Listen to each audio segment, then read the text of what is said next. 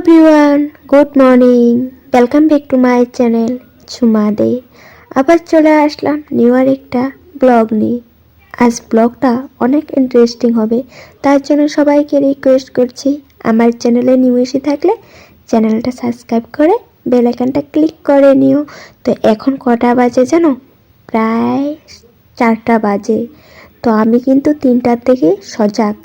তো মা 3টার সময় উঠেছে, উঠে স্নান করে নিয়েছে, তারপর রেডি হয়ে গেছে। তো আমার রুমে এসেছে স্টাইল করার জন্য। তো লাইটটা যখন দিল তো আমার চোখগুলো যেমন একটা জ্বলে গেছে, তো এত ঘুম পাচ্ছিল। তো মা যাবে, তো রেডি হয়ে গেছে, আমার তো উঠতে হবে কারণ আমার দরজা গেট এগুলো লাগাতে হবে, মা বেরিয়ে যাবে। তো যাওয়ার সময় একটু রাস্তা পর্যন্ত দিয়ে আসে গিয়ে। তো এখনও কিন্তু বাইরে ফর্সা হয়নি, অন্ধকার। প্রায় এখন 4টা 20 হয়েছে। মা পুরো রেডি, রাস্তার জেঠিমুনি আর মামি আছে সাথে, রেডি হয়ে সব কিছু নিয়েছে। তারপর মাও আসলো, তো আমি একটু ভিডিও করে নিলাম, মামি আর জেঠিমুনিকেও তোমাদেরকে দেখিয়ে দিলাম। অনেক ঠান্ডা ছিল সকালবেলা, বাপরে। তো সবাই হাত মোজা, পা মোজা, টুপি, চাদর, সোয়াটার সব কিছু পরে নিয়েছে। আমি বলছি দুপুর হলে এই জিনিসগুলো তোমরা শরীরে রাখতে পারবে না, এত গরম লাগবে মানুষের ভিড়ে। তো দেখো মাও সোয়াটার পরে নিয়েছে। মাকে আমিই বলেছি সকালবেলা যেহেতু ঠান্ডা লাগবে আমার ভারী সোয়াটারটাই পরতে বলেছি, এটা একটু লং আছে, এটা শরীরে গরম উঠবে গাড়িতে, তার জন্য। তো এখন যাচ্ছে।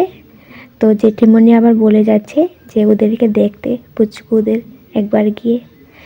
তো আমি বলছি ঠিক আছে, দেখো কত অন্ধকার। তো আমি রাস্তায় যে দাঁড়িয়ে আছি আমার কিন্তু ভয় করছে মনে মনে একটু একটু। তো কিসের ভয়, ভগবান আছে, বিশ্বাস রাখি ভগবানের উপরে, যা হওয়ার তো হবেই। তারপর আমি গেটটা লাগিয়ে, বাইরে গ্রিল লাগিয়ে, তারপর আমার রুমে এসে লাইট অফ করে ঘুমিয়ে আছিলাম। তো আমি একটু জল খেয়েছিলাম, কিন্তু আমার গলা শুকিয়ে যাচ্ছিলো।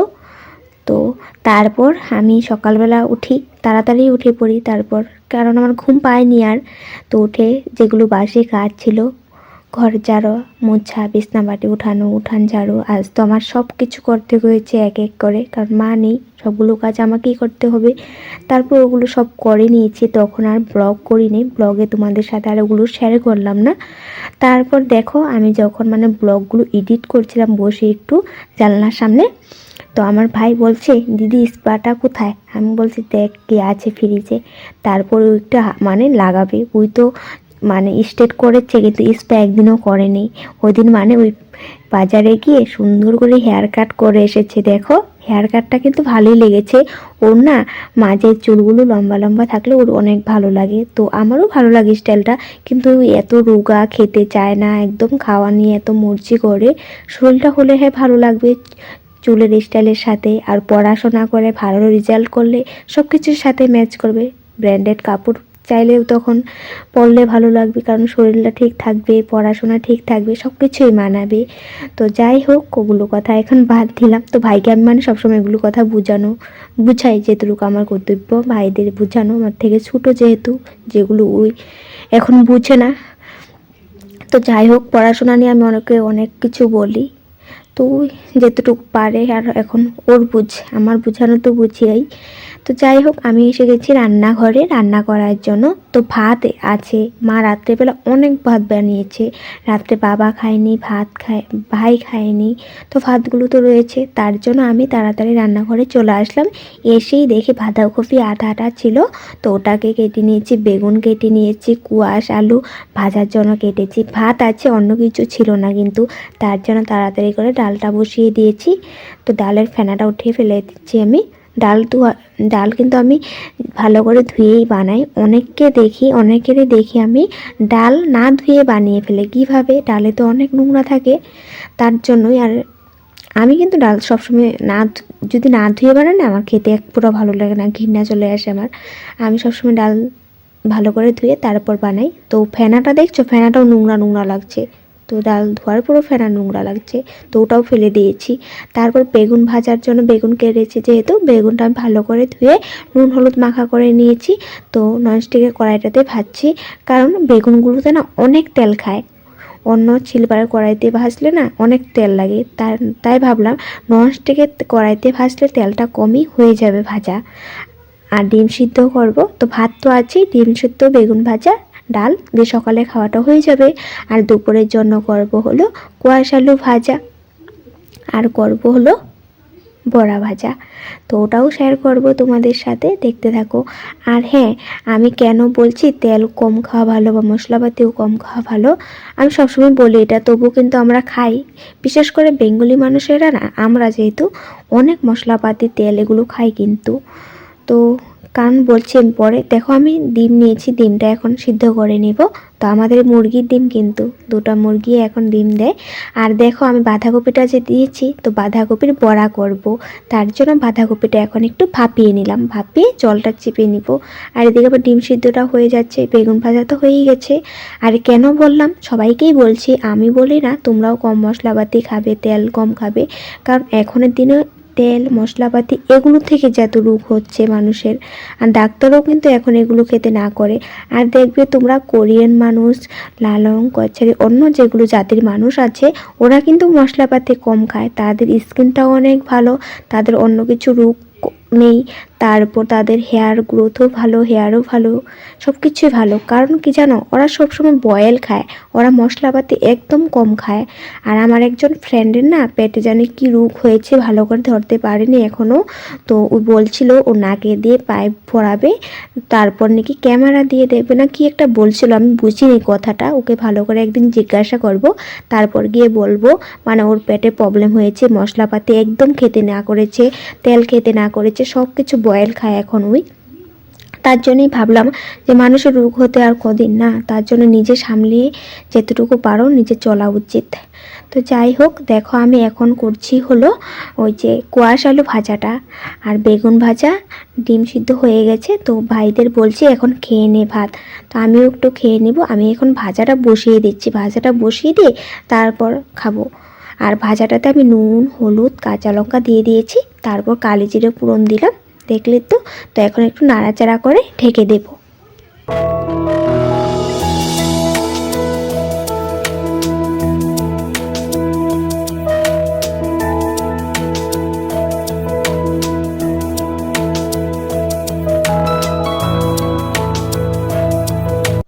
কোয়াশ আলু ভাজাটা বসিয়ে দিয়ে ভালো করে নাড়াচাড়া করে নিলাম, অল্প টাইম রেখেছি। আর আমরা এ ফাঁকে ভাতটাও খেয়ে নিয়েছি। তারপর বাসনপত্র বেরিয়েছিল, ওগুলোও আমি ক্লিন করে নিয়েছি। আর কথায় কথায় বলতে তো ভুলে গেছি, তোমরা যে দেখলে আমি চোরাতে জল ভরেছিলাম, ওটা হলো ফিল্টারে দেওয়ার জন্য ভরে নিয়েছি। আর দেখো আমার কোয়াশ আলু ভাজাটাও হয়ে গেছে। তো আমি এক কাজ মানে করতে থাকি আর অন্য কাজগুলো করে নিই। তো ভাজা হওয়ার সাথে সাথে আমরা সবাই ভাতও খেয়ে নিয়েছি, বাসনপত্রগুলো ধুয়ে নিয়েছি। আর এদিকে আমার ভাজাটাও নামিয়ে নিলাম। তারপর দেখো এখন আমি যেহেতু আগে আমি বয়েল করে নিয়েছিলাম বাঁধাকপিগুলো, তো এখন বাঁধাকপিগুলো থেকে জলটা কিন্তু চিপে ফেলে দিয়েছি, যেটা মানে বাঁধাকপির একটা বাজে স্মেল থাকে, ওই জলটা আমি ফেলে দিয়েছি। তো এখন আমি নিচ্ছি হলো বেসন, তারপর হলো সুজি, তারপর হলো কালো জিরে, নুন, হলুদ সব কিছুই নেব অল্প অল্প করে। আর হলো না, আমি চালের গুঁড়োটা খুঁজছিলাম, চালের গুঁড়োটা পাচ্ছিলাম না, মা জানি কোথায় রেখেছিল, তার জন্য আর দিতে পারিনি।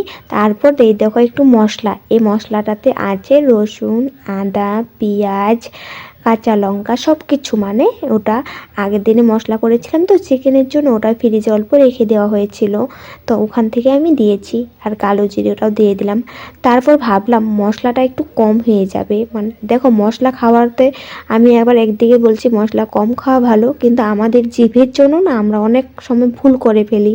আমরা মশলাপাতিটা কম খাওয়া উচিত, তবু কেন জানি আমরা মানে বুঝে শুনো আমরা এই ভুলগুলো করি, মশলাপাতিটা বেশি খাই। তো দেখি যে মশলাটা কম লাগছে, ভাই আবার পেঁয়াজ খেতে পছন্দ করে, তো দেখছি বড়াটাও অল্প হয়ে যাচ্ছে, তো পেঁয়াজ একটু বেশি করে দিলে তো একটু বাড়বে। তো আমি একটা বড় পেঁয়াজ দেব, আর একটু কাঁচা লঙ্কাও দেব, তারপর সুজি, বেসন আবার একটু একটু দিয়ে দেব।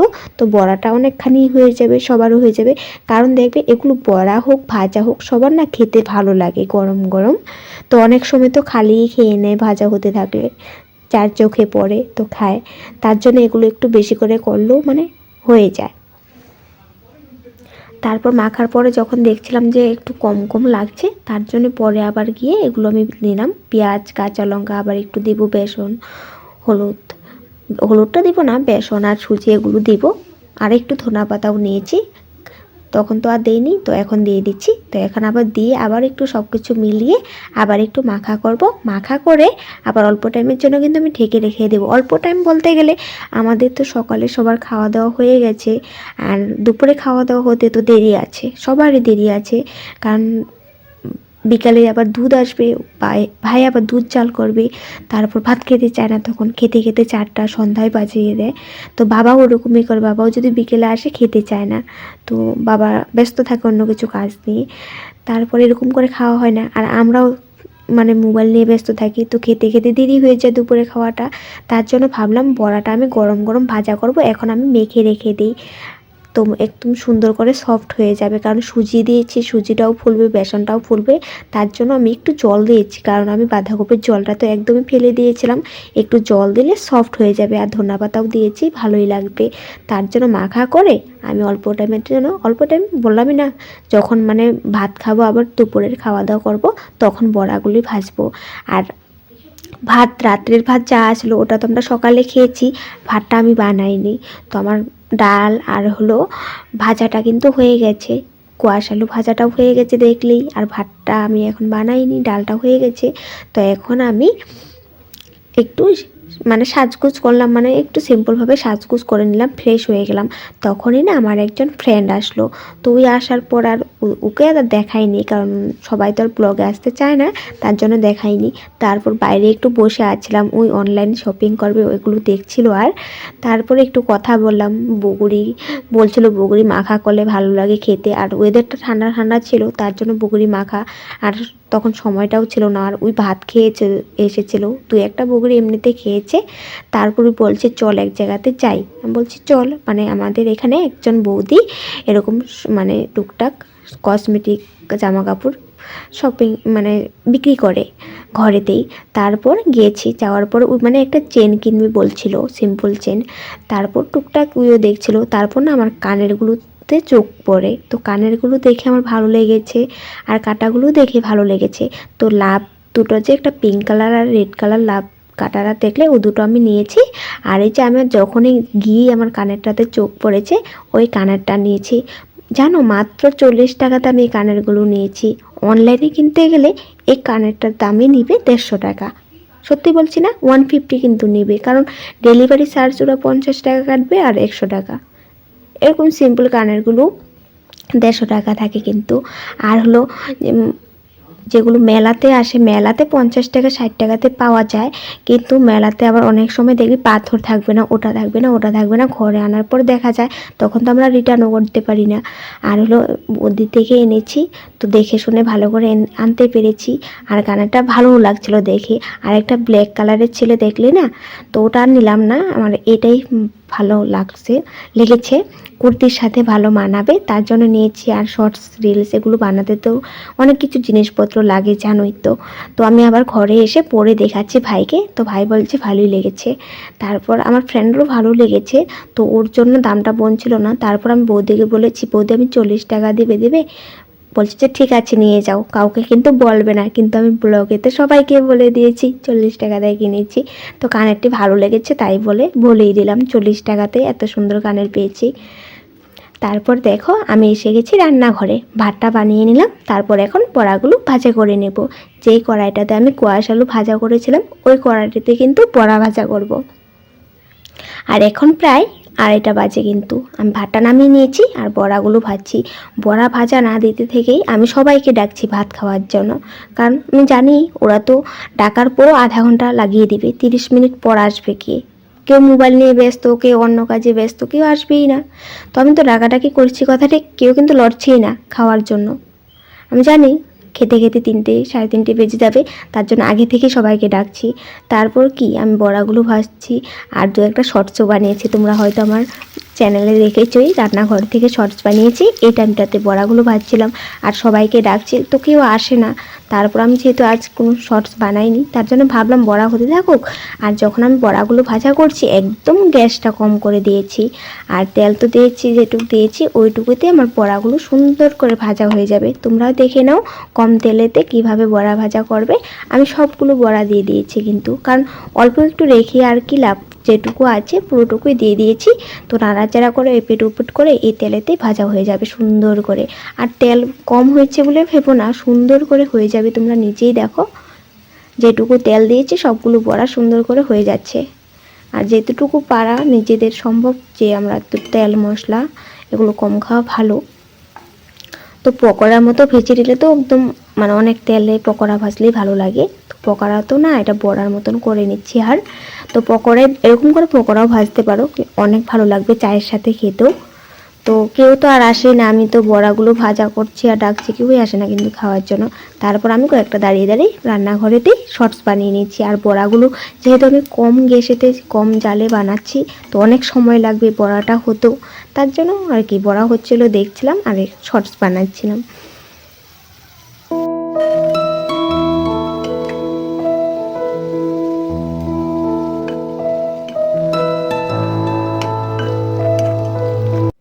দেখো সবাই, আমি শর্টস বানাতে বানাতে আমার বড়াগুলোও কিন্তু সুন্দর করে ভাজা হয়ে গেছে। তারপর বড়াগুলোও দেখছি আর এদিকে দু একটা শর্টসও বানিয়ে নিয়েছি। তারপর দেখো সুন্দর করে ভাজা হয়ে গেছে লাল লাল করে। আর আমি গ্যাসটা অফ করছি না, কারণ গ্যাসটা অফ করলে বড়াগুলো ঠান্ডা হয়ে যাবে। ওদেরকে ডাকছি, ওরা আসেই না। তারপর দেখি আসলো, তো সবাইকে ভাত দিয়ে আমিও ভাত খেয়ে নিয়েছি। বড়াগুলো খেতে দারুণ টেস্ট হয়েছিল। তারপর বাসনপত্র ক্লিন করে জেঠিমণিদের ঘরে আসলাম। বিকেলে তো জেঠিমণিদের ঘরে গেলাম। পুচকু দুটা, একটা বড়টা টিভি দেখছিল কার্টুন আর ছোটটা ঘুমিয়ে আছিল। তারপর অল্প টাইম বসে কথা বলে চলে এসেছি, কারণ জেঠি এটা দায়িত্ব দিয়েছে ওদেরকে একবার দেখিস গিয়ে। তো আমি আমার কাজগুলো করে ব্লগ করে শর্টস বানিয়ে তবু আমি আমার দায়িত্বটা পালন করেছি, ওদেরকে একবার দেখে এসেছি কি করছে না করছে। তারপর ঠিকই আছে, দু পুচকুকে নিয়ে ওর মা কাজ করছে, খাওয়া দাওয়া করে টিভি দেখছিল বসে বসে। তারপর আমিও চলে আসলাম। তারপর এসে আমার যে ব্লগটা আছে ব্লগগুলো আমি এডিট করছি। তারপর সন্ধ্যা হয়ে গেছে, বাবা আবার সন্ধ্যা পুজোটা দিয়ে নিয়েছিল। তো আমি আবার চা বানিয়ে সবাইকে দিয়ে চা খাওয়া দাওয়া করে নিয়েছি। ওগুলো আর আজ তোমাদের সাথে ব্লগে শেয়ার করিনি, কারণ আমি ভাবি রোজ রোজ একই রকম ব্লগ তোমাদেরও ভালো লাগবে না দেখতে। ডেলি লাইফস্টাইল ব্লগ হলো অল্প অন্যরকম হতে হয়, তবে তোমাদেরকে ইন্টারেস্টিং লাগবে। তার জন্য আমি একই রকম সবসময় শেয়ার করি না, একটু অন্যরকম করতে চেষ্টা করি। তার জন্য আজ ওগুলো শেয়ার করিনি। তো এখন প্রায় 10টা বাজে, আমার রান্না বাড়া কমপ্লিট হয়ে গেছে আর আমি সবগুলো বিছনা করে নিয়েছি। আর ভাই খাবার খেয়ে ঘুমিয়ে আছে, ঘুমায়নি কিন্তু ফিল্ম দেখছে। ওর এক্সাম সামনেই, কিন্তু ও একদম পড়াশোনা করে না, কি যে হবে ওই জানে। ও কতটুকু টাইম পড়াশোনা করে ও নিজেই জানে। ওর আবার দিমাগটা একটু ঠিক আছে, কিন্তু অল্প পড়াশোনা তো করতে হবে, তবে তো ব্রেনে থাকবে। তো ওটুকু করে না, ফিল্ম দেখে, খালি ফিল্ম ফিল্ম। আগে গেম নিয়ে ব্যস্ত থাকতো, এখন গেম খেলে না, এখন ফিল্ম দেখে। তো যাই হোক, বিছনাগুলো করে নিয়েছি। ঠান্ডাতে বিছনাগুলো এত ঠান্ডা হয়ে আছে, তো বিছনাগুলো করে আমি ল্যাপগুলো মানে পেতে রেখেছি যাতে একটু গরম হয় বিছনাগুলো। তো মার বিছনাটাও করে নিয়েছি। আর হ্যাঁ, দুপুরবেলা মাকে এত ফোন করেছি, ফোন লাগেনি, কারণ মোদি স্যার এসেছিলো আজ গুয়াহাটিতে, তার জন্য নেটওয়ার্ক বন্ধ ছিল। আর সন্ধ্যার সময় ফোন করেছিল, মা বলছে ফোন যে করছিস, মানে সন্ধ্যা থেকে আমি বারবার ফোন করছিলাম, রিসিভ করছিল না। তখন অনেক ভিড়ে ছিল, মানে অনেক ভিড়, হুড়োস্থুল, এগুলোতে তো কথা বলতেও পারবে না, শোনাও যাবে না। তারপর গাড়িতে বসে তারপর জেঠিমণি ফোন করেছে, তারপর আমি আবার মাকে ফোন করলাম, কথা হলো। বলছে যে এখন বসেছি, এখন আসবো। তো আস্তে আস্তে প্রায় 11টা বাজবে, 11টা 12টা বাজতে পারে। তো এখন 10টা বাজে, আমার রান্নাবাড়া কমপ্লিট, বিছনাগুলো আমি করে নিয়েছি। তো ভাই ভাত খেয়ে ঘুমিয়ে আছে। তো আমি এখন খাইনি, কারণ ভাই আর বাবার কারখানা করে কাজ করছে, ওদের কাজ শেষ হতে হতে 11:30 11টায় বাজবে প্রায়। তো একসাথেই খাবো, মায়ও আসুক। তো আজ আমি ব্লগটা এখানেই রাখছি। তোমাদের যদি আমার এই ব্লগটা ভালো লেগে থাকে লাইক শেয়ার করে দিও। আবার আসবে নেক্সট ব্লগে। Bye bye.